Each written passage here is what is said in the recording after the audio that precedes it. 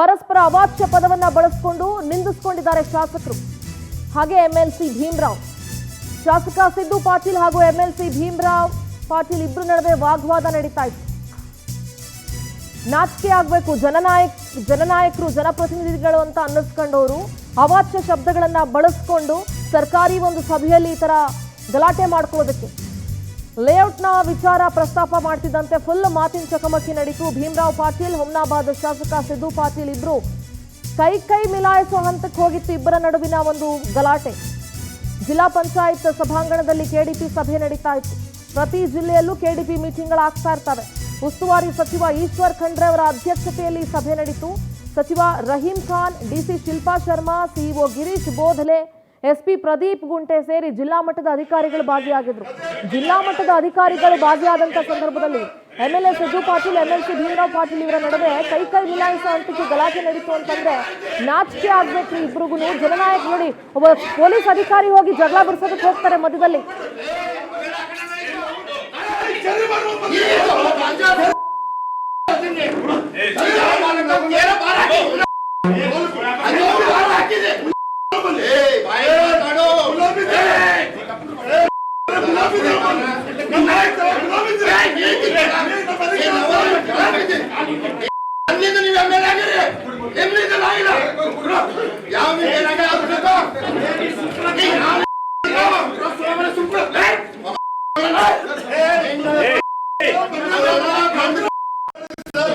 ಆ ಸಮಾಜದ ಜನರಿಗೆ ಸುಮ್ಮನೆ ನಾವು ಹೇಳ್ತೇವೆ ಏನೋ ಯಾವ ದುಡ್ಡು ತಿಲ್ಲಕ್ಕೆ ಮಾಡ್ಕೊಂಡು ಯಾರು ಮಾಡಕ್ಕಾಗ್ತದ?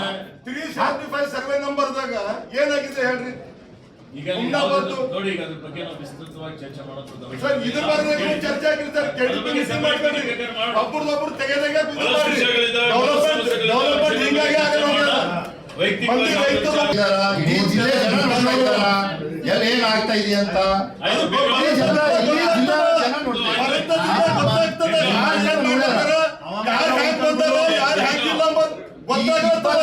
ತೋರ್ಸಾರ ಮತ್ತೆ 28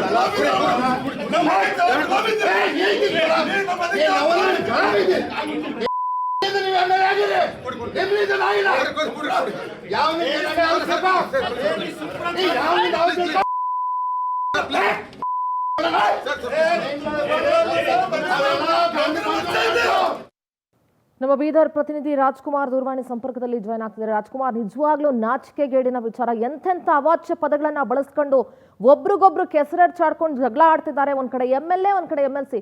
ವಿಧಾನಸೌಧದ ಮೆಟ್ಲತ್ತೋದಕ್ಕೆ ಇಬ್ರು ನಾಲಾಯಕ್ರಿ, ಯೋಗ್ಯತೆನೇ ಇಲ್ಲ ಇವರಿಬ್ರಿಗೂ. ಅಂಥ ಪದಗಳನ್ನ ಬಳಸ್ಕೊಂಡು ಇವತ್ತು ಜಗಳ ಆಡಿದ್ದಾರೆ ಸರ್ಕಾರಿ ಸಭೆಯಲ್ಲಿ.